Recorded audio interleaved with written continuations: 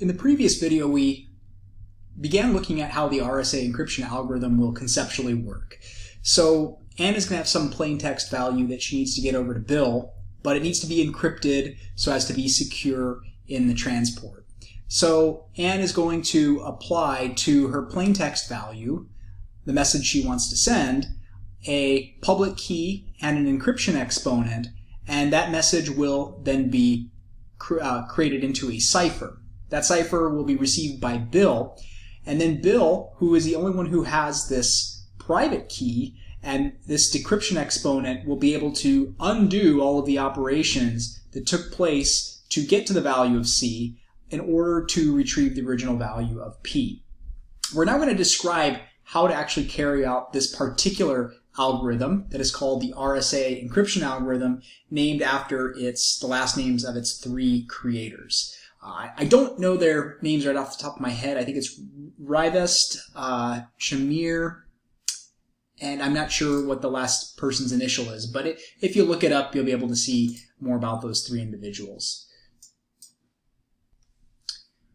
Okay, so first of all, we have to build some components in order to be able to carry out the enciphering process. This is just another name for encryption.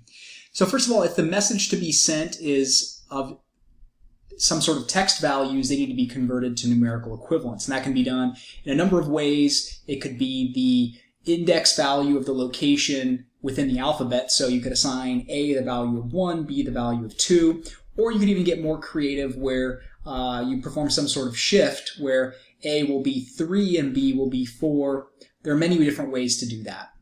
But once we have that numerical equivalent, we're going to need to find two distinct and hopefully very large primes. And that's the key as to why this algorithm is quite secure, because the decryption, if these values are very, very, very large, the decryption algorithm in trying to hack it is very complex. So although everyone knows what the encryption and decryption functions are, the real ingenuity in this process lies in the fact that factoring very large numbers into their prime components is difficult to do. So we're going to compute this value called n, which is the public key, by choosing our very own distinct primes, p and q, and multiplying them together. Now, we're the only ones, or Bill, I guess in this case, would be the only one who knows what P and Q are. So you might think, well, if I know what N is, I could figure out how to factor it and determine what P and Q are. And that's not as easy to do when the primes are really large, and we're talking potentially hundreds of digits in the value of N. So computers have a very hard time of doing that. It could take, in some cases, up to 50 years to try to decrypt that based on how many different factors there could possibly be. Then we're going to compute this value called B, which is another name for this is Euler's totient. Euler's totient. And there's a whole lot of theory that goes into this, which we're not actually going to cover here. We're just going to describe the algorithm and understand how to execute it. And B is going to be the product of P minus 1 and Q minus 1. We're not going to usually pick a prime value of 2, so it's safe to say that both of these numbers will be even, but at least one of them will be even, which will tell us that the value of B itself will be even. And that's just an important theoretical piece of information there. Next, we need to find the encryption exponent E. And the way in which we're going to do this is so that the greatest common divisor between E and B is equal to 1. If the only number that divides two numbers is 1, we call those relatively prime. B is definitely not going to be a prime number because it's going to be even, but the greatest common divisor between E and B has to be 1, and therefore they will be prime with respect to one another. This is usually a simple enough task to do. Oftentimes you could increase B by 1, and those two numbers will be relatively prime, although there are many different choices for E. Okay, so within our plain text message, our message may consist of, let's say, the numbers 2, 3, and 7. And so we're going to give these names. We'll call this P1, P2, and P3 to distinguish them from one another.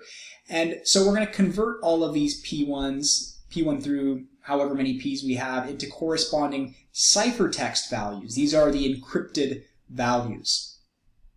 And the way in which we're going to do this is we're going to find our cipher value, which will be the remainder of the plain text value raised to this encryption exponent, mod n. Okay, so everybody can do this because everybody has access to the encryption exponent and n, the public key. This process right here you might recognize, this requires modular exponentiation, because if n is large, then typically b is going to be very large, and e will also in that case often be very large, and therefore if e is very large, even a small number raised to an extremely large power will be a very large quantity. Now that we have our ciphertext and Bill receives that ciphertext, it's time to convert back to the original plaintext value. He needs to be able to decrypt it or decipher it. So the deciphering process involves no more than computing this deciphering exponent d. Now the key here is it can't be negative because it's going to be an exponent, and when you raise something to a negative power, it becomes a fraction, becomes 1 over that quantity to the power, so d cannot be negative.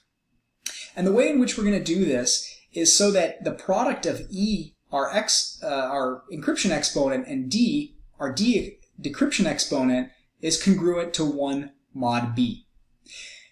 This process here is actually, if you look at how we chose b, or e relative to b, it has a lot to do with this fact that the GCD between e and b is 1. So just note that this is sort of the inversion step of 2c.